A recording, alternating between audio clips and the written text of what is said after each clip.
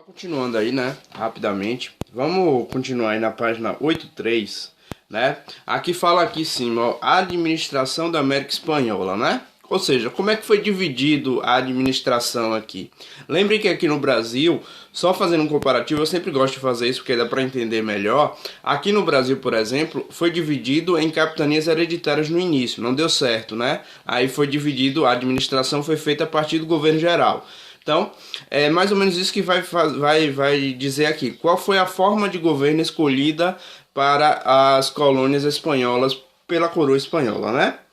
As colônias espanholas na América estavam organizadas de acordo com o critério econômico e administrativos, em 4 vice-reinados. Ou seja, você tinha esses 4 vice-reinados, eram as 4 regiões mais ricas, as 4 regiões mais produtivas, por isso que são divididos em vice-reinados, né? As outras menos produtivas foram divididas em capitanias, certo? Vamos lá, né? Então você tinha lá os 4 vice-reinados, você tinha Nova Espanha, que é parte do México e da América Central, atual parte do México e América Central, se chamava Nova Espanha, né? Nova Granada, atuais territórios da Colômbia, Venezuela, Panamá e Equador, Peru, que era um vice-reinado, e Rio da Prata, né? Esses outros 2 reinados, né? Atuais territórios da Bolívia, Chile, Paraguai, Argentina e Uruguai, certo? Então você tinha esses 4 vice-reinados: Nova Espanha, Nova Granada, Peru e Rio da Prata, né? Esses 4 aí eram as regiões mais ricas, inclusive essa região do vice-reinado do Rio da Prata, aquela região ali realmente descia prata no rio, né? Ali entre o Uruguai e a Argentina, quase ali chegando no Rio Grande do Sul, no Brasil ali, certo?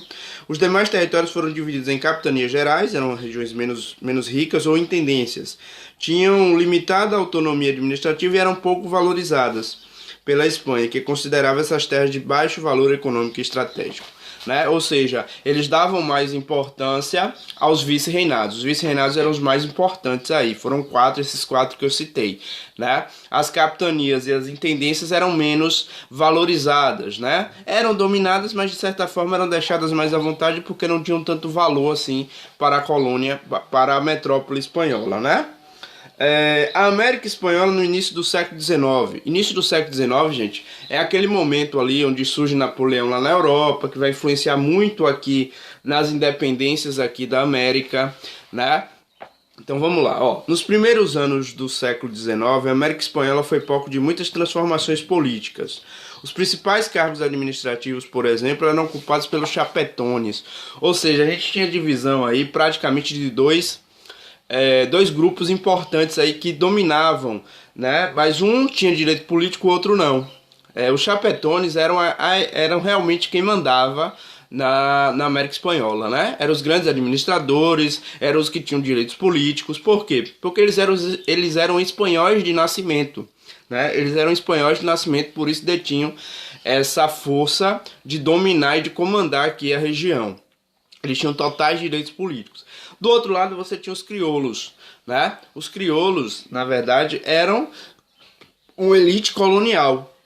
Ou seja, eram descendentes de espanhóis, mas não tinham, que nasceram na América Espanhola, que nasceram aqui na América e não lá na Espanha. Por isso que eles não tinham direitos políticos e reivindicavam isso. Eram bem, né, economicamente, tinham terras, produziam, mas não tinham direitos políticos, porque não eram espanhóis de nascimento. Eles eram descendentes espanhóis, mas haviam nascido aqui na América. Esses são chamados crioulos, certo? Aqui, ó, os principais cargos administrativos, por exemplo, eram ocupados pelos chapetones, que eu falei para vocês, como eram chamados os nascidos na Espanha. Presta bem atenção, né? Isso causava o descontentamento da elite crioula, mas uma elite que nasceu aqui na América Espanhola, certo? A Revolução Americana também teve impacto na América Espanhola. A Revolução Americana e a independência dos Estados Unidos teve influência em toda a América aí, né? A Declaração de Independência dos Estados Unidos tornou-se um documento inspirador para os colonos que aspiravam à emancipação. Existe um documento que é a Declaração de Independência dos Estados Unidos, inclusive virou um livro, né, que se espalhou por toda a América, inclusive chegou aqui no Brasil na Conjuração Mineira, quando você teve lá Tiradentes e aquela galera lá, eles foram influenciados por esse documento, que também influenciou na América Espanhola, beleza? Inspirador, emancipação. Essa possibilidade de rompimento levou as tropas de Napoleão a ocupar a Península Ibérica, né? Ou seja, lá a questão da invasão de Napoleão na Espanha. Isso vai influenciar muito, porque vai enfraquecer a Espanha e isso vai fortalecer as colônias aqui para se tornar independente, né? Na Península, as elites crioulas juraram fidelidade ao rei da Espanha, que fora deposto, opondo-se ao domínio napoleônico. As juntas governativas passaram a ter autonomia política dada a ausência do poder espanhol, né?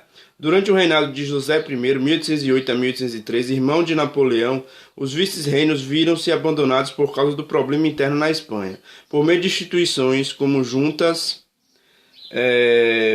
administrativas começaram os focos de luta e resistência. Ou seja, é o que a gente está falando. A questão que a Espanha estava passando por um problema muito sério, estava sendo invadida por Napoleão, facilita com que a galera aqui comece a pensar em independência. Beleza? Tranquilo?